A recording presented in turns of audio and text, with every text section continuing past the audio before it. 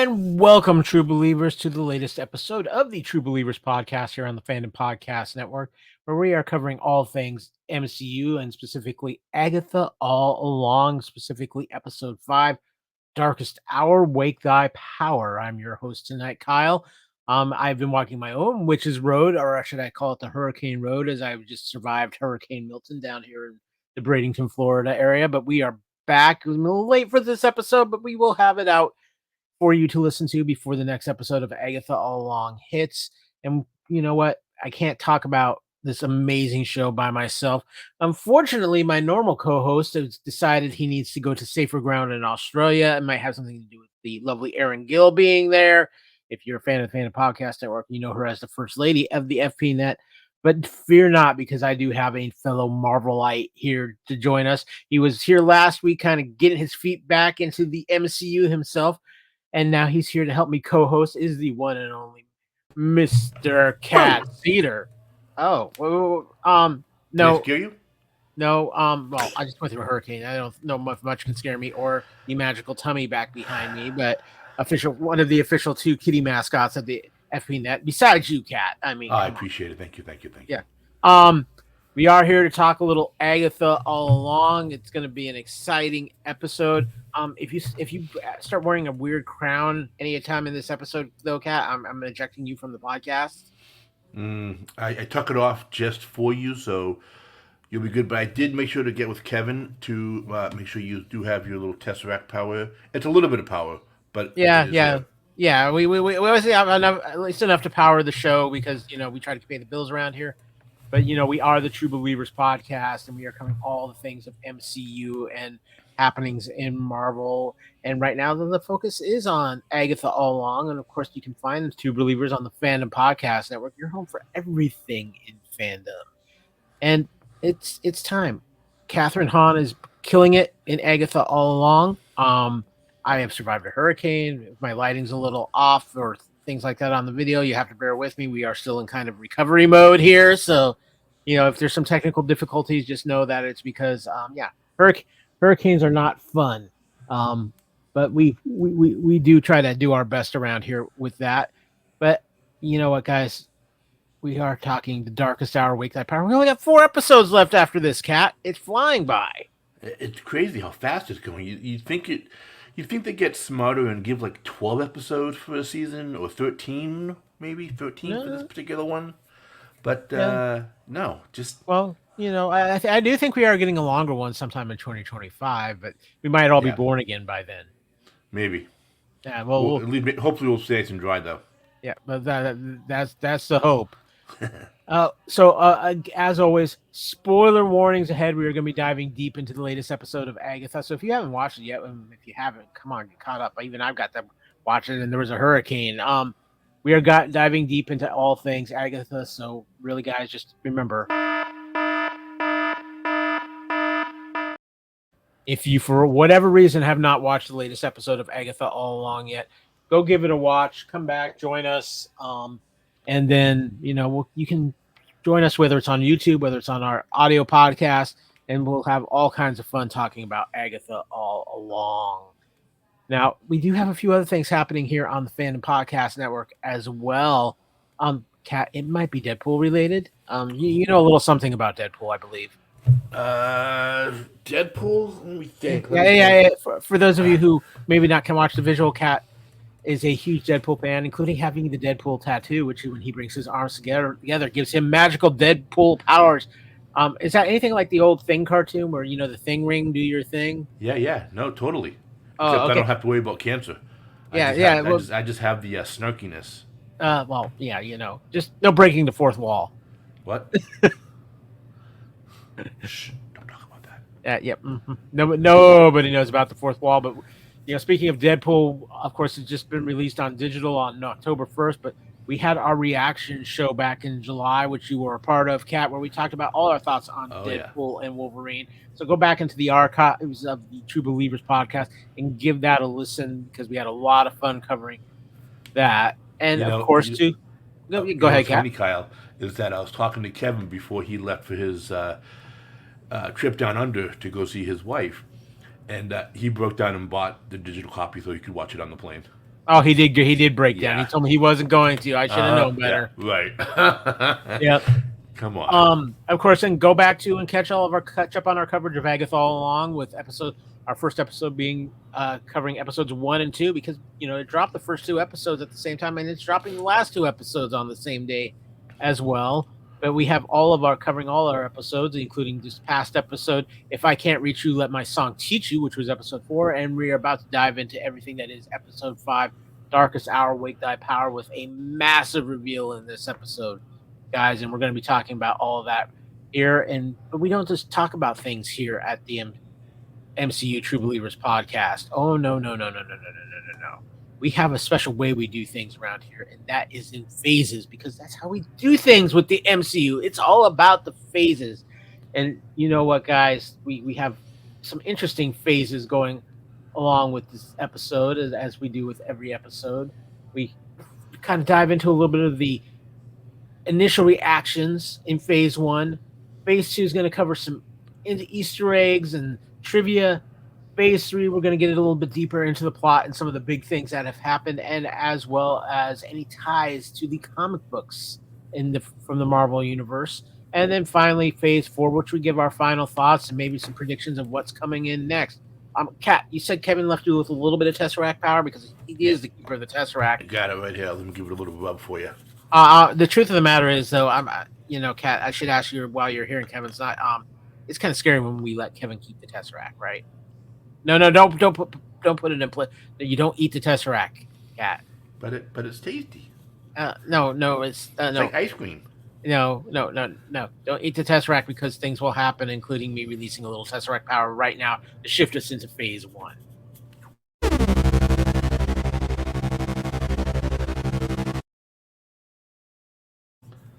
That's right. We are going to be talking Agatha All Along, and we had a huge episode, Cap. But there's something I want to talk to you about before we get into this episode, because there's some things that, in particular, I want to bring up, and it's one of my still sticking points with MCU, Star Wars shows, stuff on Disney Plus. We've been kind of spoiled. We've been getting 40-minute episodes of Agatha All Along from start, and this week we only got a 31-minute episode. Not enough. I mean, this episode should have had at least 41 minutes, if not even an hour, for what it was showing. Yeah, no, I agree completely. This is one of my things is Disney Plus has no reason for any episode to be under 40 minutes. There's no reason for it. You don't have commercials. Yeah, totally. Tell your story, and especially when you're getting into the point now where we're really getting into the heart of Agatha All Along here. But yeah, this was that episode where it's like it sort of put you over the hump, giving you more information about the characters, specifically, like you said, Agatha. This, of any episode, should have been either the longest episode, minus, of course, the season finale. This should have been the longest episode, in my opinion. But I mean, what do we know? Yeah, what do we know? We don't work for Disney, but no, we are going to see how some things are going to play out here. So without further ado, one more time, as Tony Stark and Captain America have said, spoiler alert, we will send you to detention with Captain America and those just so entertaining educational videos he does. I know you're excited. Oh, totally, 100%. Yeah, it will not get you on the Thunderbolts team, though. I'm going to tell you that right now. But I know how to use a bow and a sword, and I can be Taskmaster. Yeah, it could be an improvement, but let's get into the plot description for the episode. The Coven soon find themselves being chased by Salem 7 and rip out some tree branches to fly away. The Witch's Road pulls them back down, and they enter the next trial, which takes the form of a cabin with a 1980s aesthetic. We knew that was coming. Come on now. Of course.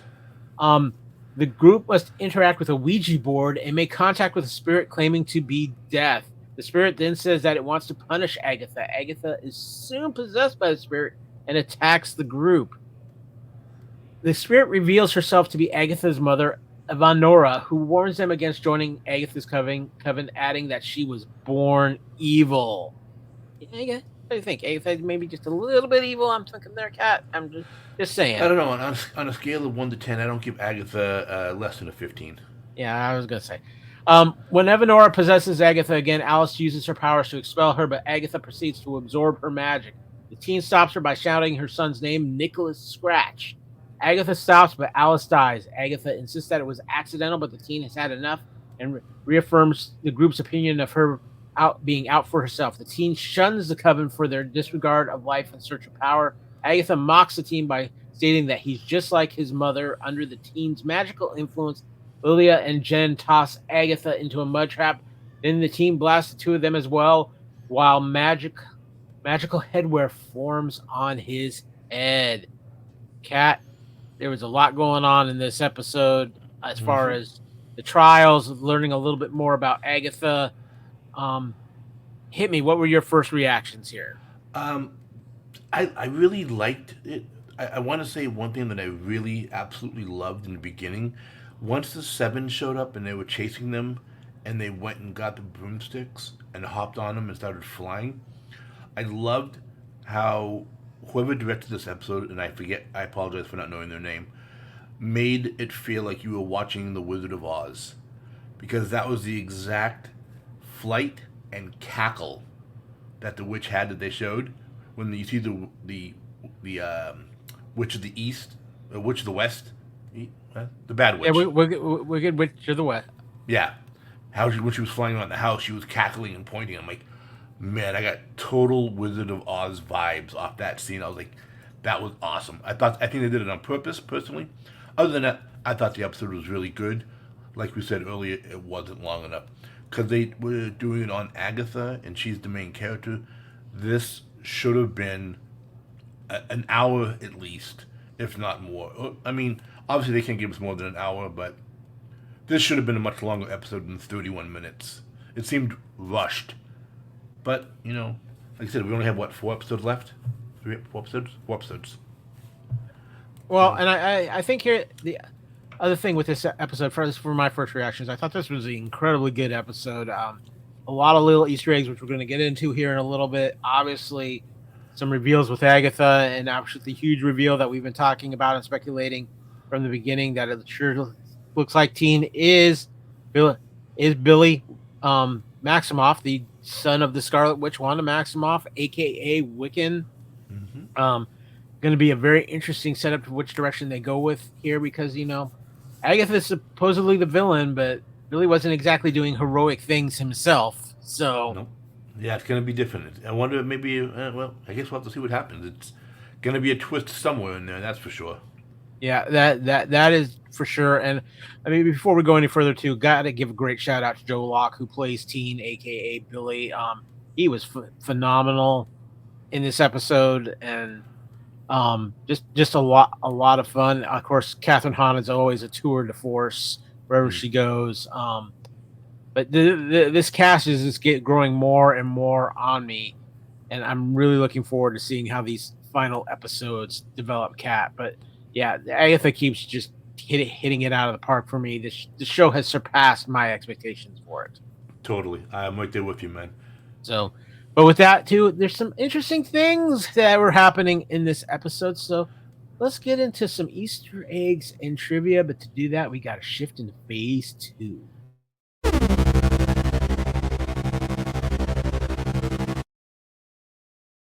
Okay, so I've been digging up through my spell book, and I think I found a few interesting things to talk about with this episode, Cat, within the Easter eggs and trivia.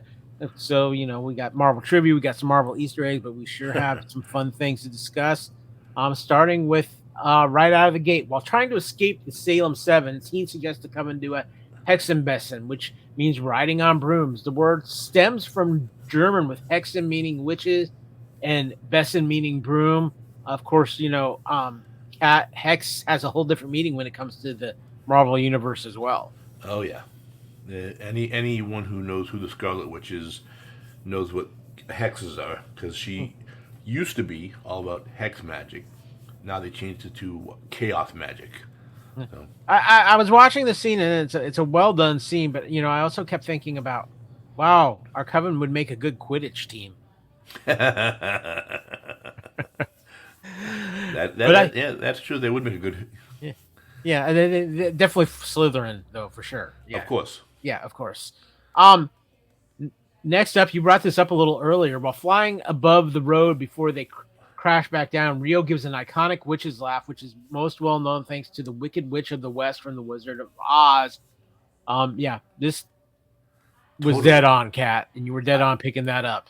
Yeah, I got chills when I'm like, am I watching The Wizard of Oz all of a sudden? I mean, that was like the way she was moving, the way she looked at the camera, the way she pointed, the cackle. It was like, if anyone watches that little snippet and then goes to watch the Wicked Witch of the West in The Wizard of Oz during the tornado scene, you're like, they must have like. Oh, I'm sure there's a little tribute there. It has to be 100%. But is Wizard of Oz is not the only thing this episode ties into, because no, this show has done a phenomenal job, and I brought this up many times, tying itself into WandaVision. So when the Coven enters the cabin for this week's trial, they're transformed into people at an 80s style sleepover / summer camp. This is the first episode of Agatha All Along, and the 5th episode of WandaVision was also 80s and 90s themed. Then we can see Catherine working the 80s outfit with the leg warmers. I thought Flashdance. Yeah, exactly. But they are doing a great job of doing these little WandaVision tie-ins, and I think it's great. But they have to do the tie-ins, I think, because of that is Wiccan. Yeah, I'm still wouldn't be surprised to see a Scarlet Witch cameo of some kind before this is all said and done. But we'll talk about that in a little bit. All right. But inside the cabin, you can spot a phases of the moon stained glass window in the corner. The phases of the moon has been on the doors of the various houses where the trials have taken place in previous episodes. But this is where things start getting fun, Kat, because that's the Easter egg. I caught this when I watched this. In the cabin, while the Coven communes with the spirits using the Ouija board, you can see the TV in the background is just static. This is likely, more than likely, I'm thinking an ode to Poltergeist, which famously features a family talking to ghosts in order to save their daughter, a.k.a. please never build on top of a burial mound. You know, I noticed the TV, and I thought Poltergeist, but that was about it for my thought of Poltergeist. I didn't think anything more about it, but that's a good Easter egg. Yeah, and I think, like I said, I think they're having some fun with this too. But next up too, the Ouija board tells the Coven that death is with them tonight, and Rio laughs. Still added to that theory that Rio is actually death. She has to be. I mean, I don't think she could be anybody else. Yeah, that's my feeling too. So it's going to be really interesting to see how this plays out. When she laughs, they pan to all the other witches, and it's sort of give like the middle picture you have showing. For those of you who are not watching this and only listening, the middle picture has two of the witches sort of like glancing over at Death, or who we think is Death. I loved how they did that too. They were like, Death? Yeah, exactly. What? But we got a couple more Easter eggs to bring up too, because while the ghostly screaming is happening in the cabin, Lilia remarks that she hated this the first time. This is likely what she was hearing in episode 2 when she began screaming while Agatha and Teen were visiting her. That's a good point. So, but paying even more homage to classic film, Agatha's possession during the trial is an homage to the classic horror movie The Exorcist. Yeah.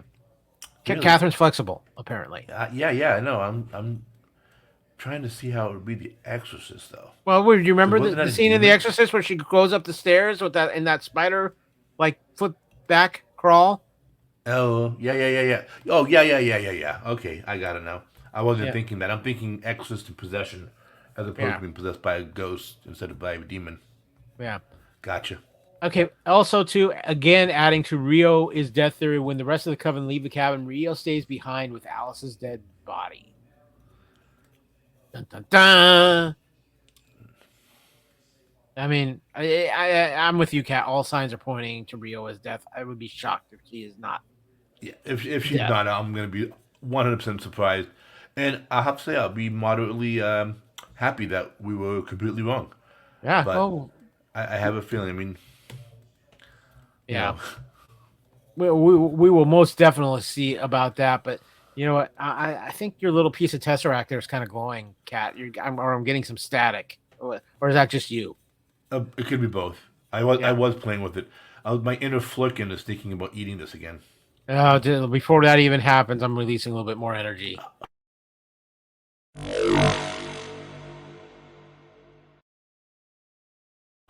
Okay, we have shifted into phase three. We're going to talk go a little bit deeper into the plot of this week's episode, including a specific point here, because major review of this episode. Um, while the other witches of Agatha's all coven were dealing with their own issues, Alison will go over remove the curse of her family begin. You're breaking up, Kyle. Okay, yeah, that'll happen. I'm still recovering from hurricane, so that's going on, a little magic thing. Maybe you released a little bit too much power. That could be it. But the big thing with this episode within the plot is the reveal that Teen is confirmed as a long theorized character. Since Agatha All Along began, the show's biggest question has been evident. Who is Joe Locke's Marvel character? The sigil placed on Teen meant that this answer was withheld for a while, yet Agatha All Along episode 5's ending provides the answer. As Teen explodes in anger towards Agatha for the death of Alice, which the witch then tells Teen that he is just like his mother. Teen then unleashes some magical power by taking over the bodies of Jen and Lilia, seemingly killing the duo and Agatha by burying them in sinking mud. The camera pulls back, revealing Teen to be wearing a crown of blue. This crown is very similar to that of the Scarlet Witch, confirming Teen as Billy Kaplan. In Marvel Comics, Billy Kaplan is the reincarnation of Wanda Maximoff's son, Billy, and later goes on to become Wiccan, a young Avenger. With the Scarlet Witch-like crown, Agatha's comment about Teen being so much like his mother, his strong powers, and the evidence that previously mounted for the reveal, Agatha All Along's episode finally confirmed the inevitable, that Teen is Wiccan. This is huge, Kat. I mean, even though we've been speculating it for a good while, it's still from the innocent kid to being called out by Agatha to it all makes sense that Teen is Wiccan. Yeah. So he looks just like him. I mean, yeah, no, very much so. But Kat, I mean, this is huge ramifications. There's a lot of things that go into this reveal. Obviously, the ties into the MCU with WandaVision, but also yet for sure now establishing a member of the Young Avengers who we've been getting more and more of those characters popping up. Wouldn't he be the third member of the Young Avengers then? Well, we have Cassie Lang. Uh-huh. We have Kate Bishop. Patriot was introduced in. Oh, right, yeah. And Eli was introduced in Falcon and Winter Soldier. Okay, so we have four then. Kate Bishop. And we also have Kate Bishop. Kate Bishop, and then if you want to include Miss Marvel into that, because she kind of falls under both at this point. She might be a part. If they make a Young Avengers movie show, she'll probably be in it. Yeah. Although they really did mess up her character, my opinion. But well, that's a whole other conversation. Yeah. But so we're getting Wiccan, and obviously we know we are not done with the Scarlet Witch in the MCU. That's been pretty much a very not well kept secret, but this is a pretty big reveal, and it's not like Wiccan's exactly in nice mode in this episode. No, he went to the other side of the field.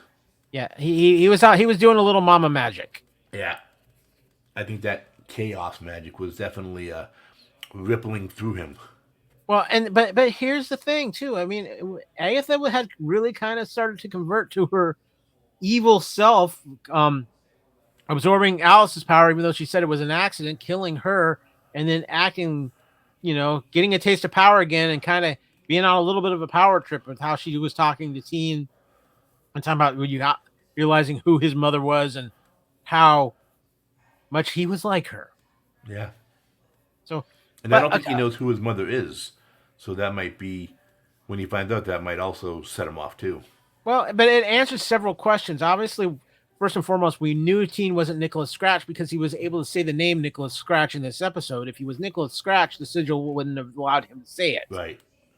And, the fact that I have always argued that the sigil looks like an M to me across his mouth.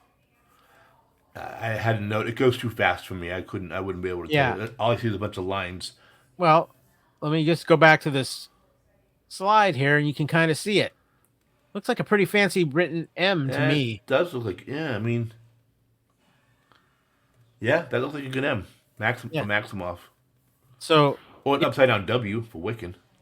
Yeah, either or, but still very interesting, and just an absolutely huge reveal. So I do have one speculation question to ask you about this, Kat, and mean, normally I save this for this part where we give our final thoughts and speculations, but I think it applies now. We've seen Wiccan. Do we see Speed before the end of this series? I don't think we should see Speed in any reason. There's no real reason for him to be in any of these episodes, only because he's not magical in a sense like his brother. I mean, it would be interesting. I mean, maybe Wanda, if we see Wanda, maybe she brings Speed with them to sort of talk to her brother, because maybe he's the one who starts killing everybody, and Agatha tries to stop him and can't. Maybe Wanda shows up to help her. That might be an ending twist. Yeah, Maybe bring him to help out. It could be, which leads me to another point, because we did lose another member of our coven this week. Alice passes away as Agatha absorbs her power. So we've lost two of the members of the coven. I think we're losing a third before it's all said and done. I think so as well. But the question is, do we see those characters again, maybe come back in a different form or something before the series is out? And I think we do, especially if Rio is death. Then we absolutely could without a problem. Yeah, that is my feeling. I think Jennifer Kale is the one who would survive this, just because that is a pretty well established character in the MCU. Yeah, but I always thought that the Witches' Coven, you had to have all 7 to complete everything.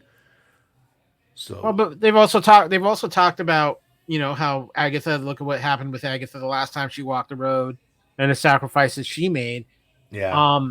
I'm finding it interesting to see how this is going to play out. But there is another tie into the comics I want to get into that happened in this episode, because, Kat, we saw Salem 7 for the first time in a good while, and I got a little thing on this. So first, in the Marvel comics, the Salem 7, who are made up of Nicholas Scratch's children, can also shapeshift into various animals, which is seen in the opening minutes of episode 5. For instance, one of the members is Reptilia, who can turn into a snake.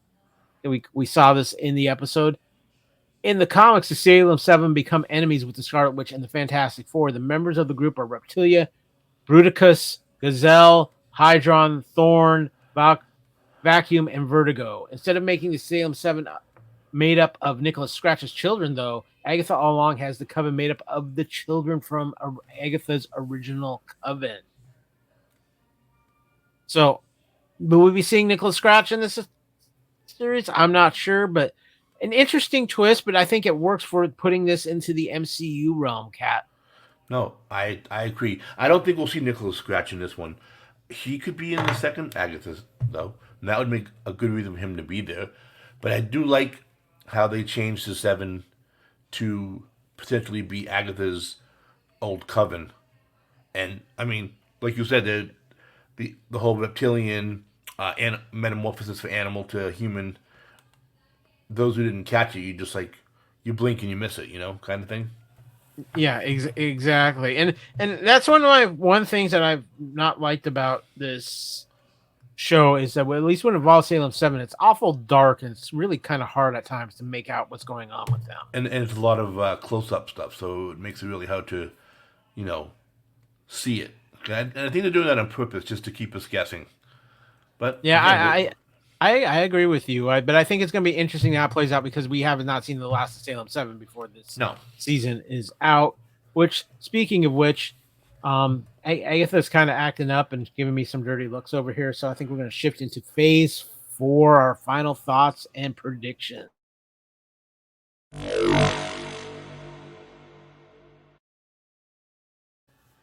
Okay, Kat, we are talking about our final thoughts on this episode and our predictions for what might be coming in these last 4 episodes. We got 3 weeks of the show left, 4 episodes to go. But first, final thoughts on this episode, because for me, Kat, I don't know if this is the best episode of the season, but it is the most impactful to this point.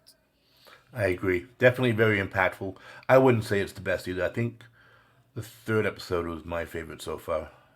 Yeah, I would tend to agree with you that, but obviously with the huge revelation in this episode of Teen being no. I mean, totally. that is a game-changing character for the MCU because we've known that we've gotten the hints of Young Avengers. Obviously, at the end of the Marvels, there was hints of the Young Avengers. They're putting the pieces together in place, and it'll be interesting to see who else we'll get because I think Secret Invasion was actually a optimal point to introduce another character of the Young Avengers in Hulkling, but we'll see if that we get that. We I still was have wondering whether they were going to introduce him. yeah, we still have an Iron Lad to be introduced, who's a Oh, no, character. they actually sort of did introduce Iron Lad in Black Panther 2. A little bit, and Kind we of. know. I mean, kind of, sort of. I think when it's all said and done, what you're going to see with the Young Avengers is kind of a amalgamation of the Young Avengers and the Champions. So I expect to see Yeah. Ironheart become a part of this team. Her own series comes out in early 2025. A lot of people don't think that was going to happen. I'm very intrigued by that. To see what they're going to do with the character because I like the Riri Williams character and I want to see what they're going to do with it. Obviously, there's some characters that were in Champions that we probably aren't going to see. I don't think we're going to get a younger version of Cyclops from X-Men, and I don't think the MCU is ready to just debut Miles Morales as part of the Young Avengers. That'd be so awesome. But I think that's way too big of a gun for just that. I think my personal opinion is we see Miles Morales in Secret Wars before it's all said and done. Yeah, he'll have to be in his own movie first. So, they introduce him in. Well, he's kind of had his own movies, but maybe they introduce him live action for the first time. What I meant, live action. Yeah. So, okay, with that, Kat, before we wrap things up here on this episode of True Believers, any predictions for what we might see in next week's episode, or just predictions in general as we march down these final halfways of the road? Man, I mean, with this such a huge announcement, I really, besides saying Riho's death in the next episode, I really can't see much except for them, like we said last week, finishing off the Coven's sort of little mini stories for each person to go through their own trials. Maybe, I mean, next week's episode is going to be weird because I thought it would just be Coven, you know, backstory, but with this whole change up and announcing Wiccan and the way he ended it, I mean, it could just start off with a big fight scene next episode. Well, I mean, and that's a very distinct possibility, and I didn't think we'd get the Wiccan reveal at this point. I didn't think it would be till the end either. Maybe episode 7, 6. Yeah, that's kind of where I was aiming. So it's going to be very interesting. Is it a fight scene between Wiccan and Agatha in next week's episode? Is it finding out the fate of our fellow Coven witches? Is it getting more backstory on Teen and what exactly how he came to be? And do we get that story? And we still have a confrontation with Salem 7 that's going to happen. It's just a matter of when. I think you might have just hit it. It might be a flashback episode to Teen or Wiccan and what he went through to be where he is now, and then that episode will probably end where this episode ended, and then prepare for a fight. That could be a good way to do it too. Could very well be, which means I think if they do a flashback episode, there's a chance of at least a tease of Speed and Wanda Maximoff.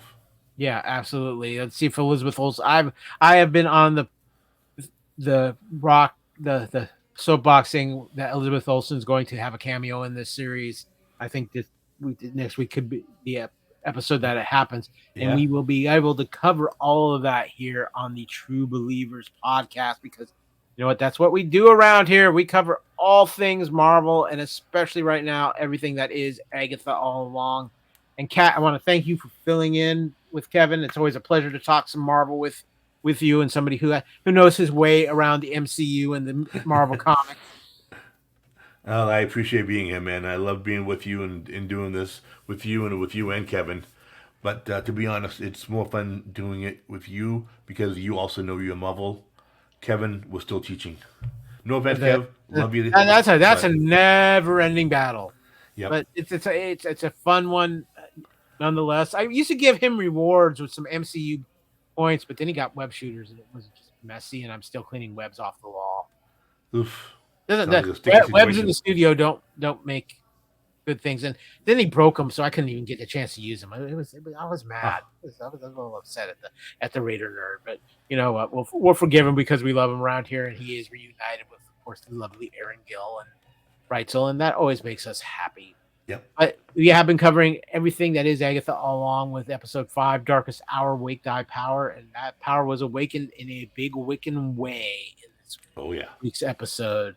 But we got a lot more Agatha all along to cover. We still have at least 3 more episodes here on True Believers to talk Agatha all along, because we've got episode 6, episode 7, with episode 8 and 9 dropping in the same week. So we'll have a bigger episode for that. But it has been a blast so far. I have to say this, and I've said this throughout the run, Catherine Hahn is just a force of nature in this show. She is everything. She is the reason the show is as good as it is. I mean, it's great supporting cast, but she is the key, or as they say, the straw that stirs the drink. Yeah, if they tried to get anybody else to play Agatha, it's like trying to get someone else to play Deadpool. It wouldn't have worked. Yeah, I agree. But we want to thank all of you for listening here on the True Believers podcast here on the Fandom Podcast Network. Of course, if you're watching on our video on our YouTube channel, please give us a like and a subscribe and share us out there. If you've been listening to any of our audio versions on any of those amazing podcast catchers out there, whether it's straight from our home at fpnet. Gosh, I'm just having a brain fart. Hurricane Brain has kicked in for me. Very much so, but it is fpnet at podbean.com. Of course, you can also listen to us on iTunes, iHeartRadio, Spotify. So many great podcast catchers out there. It is amazing. Of course, and this is the Fandom Podcast Network, your home for everything fandom. And please check out some of our other amazing shows. We put a lot of time and a lot of love in those, whether it's things covering recent things like here at True Believers with Agatha All Along, or our great shows like Couch Potato Theater and Time Warp, which take a look back at the years and the movies we love. It's all here on the Fandom Podcast Network. Again, fpnet.podbean.com. But as we close out here, the Tesseract, your little chunk of it, we got to keep a little energy in it, Kat, because I need you for a few more weeks here until Kevin gets back from a land down under and some Vegemite sandwiches. Yeah, exactly. Well, don't worry, man. I got your back. I'll be here for you for at least the next 3 weeks. Yeah. I would hope so. I'd hate to 6 Salem 7 on you. It's ugly, but happens. I've seen it. It's not pretty. No, I don't want to get strung up and drawn and quartered and castrated. Yeah. Not fun. No, not fun at all. But a special thank you to Kat. Thank you to all the wonderful listeners out there, and we will see you next time on True Believers. But until then, as we like to say before we get out of here, Excelsior, and as always, make ours marvel.